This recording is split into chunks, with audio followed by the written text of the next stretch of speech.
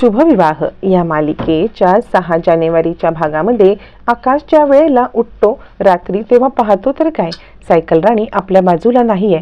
मग सायकल राणी गेली कुठे म्हणून तो इकडे तिकडे पाहायला लागतो. त्यावेळेला आकाशला समजतं की भूमी तर किचनमध्ये आहे. किचनमध्ये काय करते म्हणून तो पाहायला जातो. सायकल राणी काय करतेस असं म्हणत तो तिला विचारतो, तर भूमीचे पाय खूप दुखत असतात. आकाश म्हणतो काय झालं सायकल राणी, तुझे पाय का बरं दुखतायत?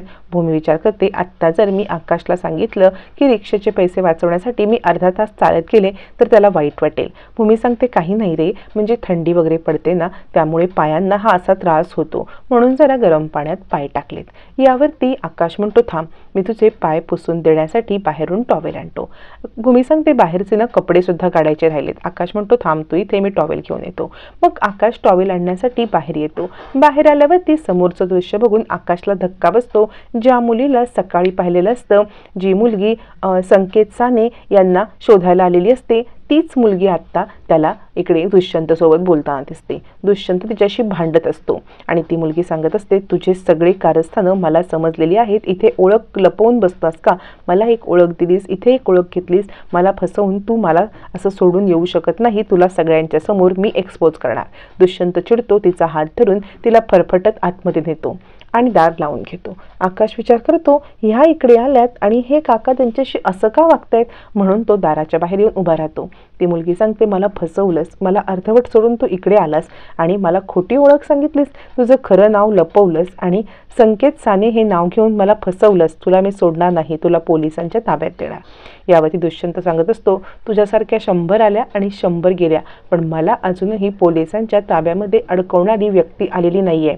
तुझा इथेच खात्मा करून टाकेन, कारण कित्येक मुलींसोबत मी प्रेमाचं नाटक केलेलं आहे, त्यांना फसवलेलं आहे आणि या सगळ्यातून मी सही सलामत सुटलोय. तू काय चीज आहेस ग, तुझ्या पण प्रकरणातून मी सही सलामत सुटेन, आत्ताच्या आत्ता इथून चालती हो. असं म्हणत आकाश आता तिच्यासोबत बघत असतो की हे दोघं जण भांडत आहेत. म्हणून आकाश बाहेर येऊन उभा राहतो आणि नक्की हे टीचर काका करतायत तरी काय, त्यांना काही कळतच नसतं. म्हणून टोकून टोकून तो आता आत पाहायला येतो. तोपर्यंत दुष्यंत सांगत असतो, तू आत्ताच्या आत्ता इथून निघून जा, नाहीतर तुझा खेळ मी संपवेन. असं म्हणत तिचा हात पिरगळत तो तिला त्रास देत असतो. ती सांगते सोड माझा हात, पण दुष्यंत काही ऐकायला तयार नसतो. तो तिचा हात पिरगळतच असतो. आकाश लपून छपून हे सगळं ऐकतो. नक्की यांच्या मनात तरी काय चाललंय, हे नक्की काय करतायत तिच्यासोबत म्हणून तो टोकून टोकून पाहत असतानाच इकडे आता आकाशच्या धक्का लागून शू रॅकवरचे शू खाली पडतात आणि ह्या दोघांना आतमध्ये आवाज येतो. दुष्यंत विचार करतो, म्हणजे कुणीतरी मला इथून लपून छपून पाहत होतं का, असा विचार करत दुष्यंत आता दाराच्या दिशेने येतो. ती मुलगी ओरडण्याच्या बेतात असते वाचवा वाचवा म्हणून, पण दुष्यंत तिला आता एका साईडला करतो आणि आकाश म्हणजे आवाज कसला येतोय म्हणून पाहण्यासाठी बाहेर येतो. त्यावेळेला आकाश धडपडलेला असतो. तो सावरतो आणि पुन्हा एकदा कान लावून नक्की आतमध्ये काय चाललंय हे ऐकत असतो. अचानक आतले आवाज बंद झालेले असतात आणि तेवढ्यात दुष्यंत दार उघडून बाहेर येतो. बाहेर आल्यावरती तो म्हणतो, आकाश तुम्ही इथे काय करताय? आकाश म्हणतो, ओ काका, मी पाहिलं होतं की तुमच्या घरामध्ये एक ताई शिरल्या होत्या, ज्या सकाळी बघा तुम्हाला दिसल्या होत्या, तुम्ही लपला होतात, त्याच ताई आत्ता तुमच्या घरात शिरल्या. कुठे आहेत त्या ताई आणि तुम्ही त्यांच्यासोबत का बरं भांडत होतात? यावर दुष्यंत म्हणतो, आकाश तुझा काहीतरी गैरसमज होतोय रे, मी नव्हतो कोणाशी भांडत. आकाश म्हणतो, अहो मी पाहिलं ना, त्या ताई तुमच्यासोबत आत गेल्या, तुम्ही त्यांचा हात धरलात, त्यांना खेचत आत घेऊन गेलात, नक्की काय घडलंय मला सांगा की, आहेत कुठे त्या ताई? दुष्यंत म्हणतो, असं काय करतोय, कोण ताई, कुठल्या ताई, कोणीही माझ्या इथे आलेलं नाहीये. आकाश म्हणतो, तुम्ही खोटं बोलताय, आतमध्ये कोणीतरी आहे, मी पाहतो. असं म्हणत आकाश आता धावत पळत आत जायला लागतो. धावत पळत आकाश आत गेल्यावरती दुष्यंत त्याच्या मागोमाग येतो, पण आकाशला आतमध्ये कोणीच मुलगी दिसत नाही. यावरती आकाश म्हणतो, काका त्या ताई गेल्या कुठे?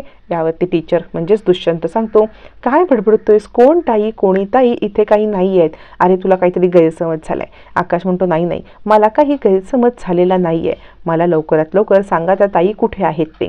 आता दुष्यंतने केलेलं कुकारस्थान त्याच्या डोळ्यासमोर अचूक सरकायला लागतं. आकाश सांगतो, लवकर बोला, त्या ताई कुठे आहेत, मी शोधतोय त्यांना. मग दुष्यंत आपल्या डोळ्यासमोर काही वेळाचा प्रकार आणतो.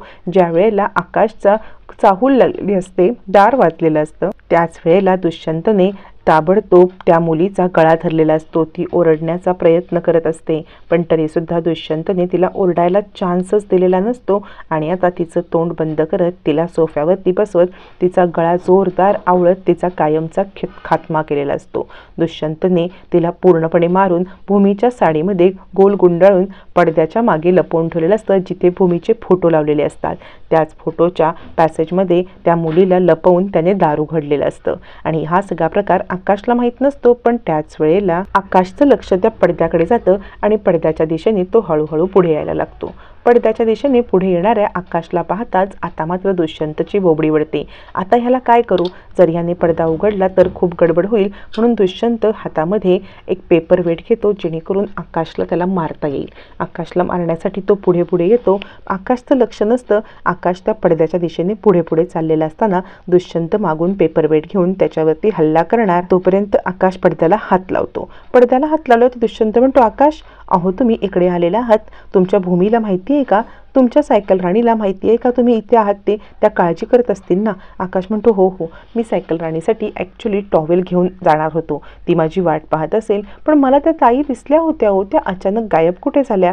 यावरती दुष्यंत म्हणतो, नाही हो, तुमचा काहीतरी गैरसमज होतोय. मग आकाश टॉवेल देण्यासाठी बाहेर पडतो आणि घराच्या दिशेने जायला निघतो. दुष्यंत म्हणतो, एकट्याने जाऊ नका, मी सोडू का तुम्हाला? आकाश म्हणतो, मी काही लहान नाही आहे तुम्ही मला सोडायला, मी एकटा जाऊ शकतो. पण आकाश ज्यावेळेला बाहेर येतो, घरी जायला निघतो, तेव्हा त्याचं लक्ष दाराच्या बाहेर असलेल्या चपलांकडे जातं.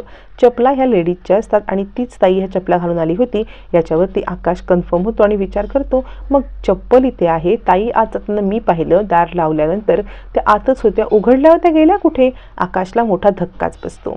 इकडे आता दुष्यंत येतो आणि त्या मुलीच्या गळ्यातली भूमीची साडी काढतो आणि ती उराशी कवटाळतो आणि एकटक वेड्यासारखा हसायला लागतो.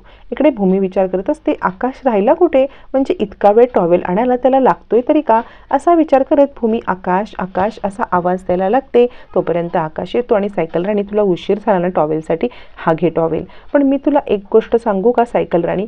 यावरती त्याच्या आकाशच्या डोळ्यातून पुढचा विचार जातच नसतो. भूमी म्हणते, आकाश तुझं लक्ष नाही आहे बरं, काय विचार करतोयस तू? आकाश म्हणतो, सायकल राणी, आत्ता जेव्हा मी बाहेर गेलो होतो ना, तेव्हा मी त्या दुष्यंत काकांना एका मुलीसोबत पाहिलं. त्या मुलीवरती ते ओरडत होते, भांडत होते. यावरती भूमी म्हणते, ते तर कुणाशी चढ्या आवाजात पण बोलत नाहीत, भांडत कसे होते? आकाश म्हणतो, हो सायकल राणी, मी स्वतःच्या डोळ्यांनी पाहिलं, ते भांडत होते. यावरती भूमी म्हणते, काय बोलतोयस तू आकाश? आकाश सांगतो, हो, सकाळी पण ती मुलगी दिसल्यावरती ते लपले, आत्ता पण ती मुलगी आली, दोघं जण भांडत होते. त्यानंतर मी पाहिलं ते तिला खेचत आत घेऊन गेले. आत गेल्यावरती बराच वेळ भांडणाचा आवाज येत होता. नंतर अचानक भांडणाचा आवाज बंद झाला. मी दार उघडून आत गेलो तर आतमध्ये कोणीच नव्हतं. भूमी म्हणते, आकाश हे कसं शक्य आहे? आकाश म्हणतो, मी माझ्या डोळ्यांनी पाहिलं सायकल राणी, तुला विश्वास नाही आहे का माझ्यावरती? भूमी सांगते, आकाश माझा तुझ्यावरती पूर्णपणे विश्वास आहे. हे बघ, एक लक्षात ठेव, मी तुला काही गोष्टी सांगू का? प्रत्येकाची पर्सनल स्पेस असते. किंवा हे बघ, माझं अक्कांसोबत पटत नाही आहे, आमच्यात भांडण होतं म्हणून काही आमच्यामध्ये वाद आहेत असं नाही. आपली प्रत्येकाची पर्सनल स्पेस असते आणि त्या पर्सनल स्पेसमध्ये दुसऱ्या कोणी घुसू नये. म्हणजे त्यांची काही पर्सनल स्पेस असेल, ते त्यांच्या पर्सनल स्पेसमध्ये त्यांची कोण पर्सनल व्यक्ती असेल तिच्याशी बोलत असतील, आपण याच्यामध्ये घुसू नये आणि असं त्यांच्या दाराला कान लावून तो ऐकलंस हे चुकीचं आहे. आकाश म्हणतो, पण सायकल राणी, मी तुला सांगू का, मी जेव्हा बाहेर आलो ना, तेव्हा त्यांच्या घराच्या बाहेर चपला होत्या. भूमी सांगते, मी परत तुला तेच सांगते, असेल त्यांचं काही प्रॉब्लेम, पण आपण याच्यात नको पडूया. भूमी असं म्हटली असली तरी आकाशच्या डोक्यातून विषय जात नसतो आणि भूमी सांगत असते, आकाश तू छानपैकी जेवून घे, विषय सोडून दे. पण आकाश मात्र तेच आठवत असतो. भूमी पण विचारच करत असते, काय गडबड आहे नक्की? मग भूमी आकाश जेवणात झोपी जातात, पण आकाशच्या डोक्यातून विषय जात नसतो. आकाश विचार करत असतो, नक्की काय आहे हे? त्याला सगळं सकाळपासूनची घटना आठवत असते आणि दुष्यंत टीचर असं का वागले हे त्याला कळतच नसतं. दुसऱ्या दिवशी सकाळी भूमी ज्या वेळेला बाहेर येते, दाराबाहेर मोगऱ्याच्या फुलांची टोपली असते. भूमी विचार करते, आकाशनेच टोपली आणली असेल, म्हणून भूमी आत येते आणि म्हणते आकाश, आणि आकाशला गच्च मिठी मारते. मिठी मारत असताना आकाश आणि भूमी एकमेकाच्याकडे पाहतात. आकाश खूप खुश होतो. सायकल राणीला मनापासून खुश ठेवण्याचा त्याचा धडपड चालू असते. भूमी म्हणते, हे बघ, मला मोगऱ्याची फुलं आवडतात, म्हणून तुझा अख्खा पगार तू मोगऱ्याच्या फुलांवरती घालवणार का? यावरती आकाश म्हणतो, सायकल राणी, कशाबद्दल बोलतेस तू? भूमी त्याला फुलं फुलं दाखवते आणि म्हणते ही बघ फुलं. आकाश म्हणतो सायकल राणी ही फुलं मी तर नाही आणली. मग मात्र भूमीला संशय येतो, काहीतरी गडबड आहे. काल आकाशने बघितलेली घटना, आज फुलांची झालेली घटना, दोन्हीचा संदर्भ लावता भूमीला आता खूप मोठा धक्का बसतो. दुष्यंत मास्तरचं कुकारस्थान आता आकाशमुळे भूमीच्या समोर आलेलं असतं. आता दुष्यंत मास्तरला रंगे हात पकडून भूमी आकाश त्याला कशी काय शिक्षा देणार हे पाहणं मात्र फारच रंजक ठरणार आहे.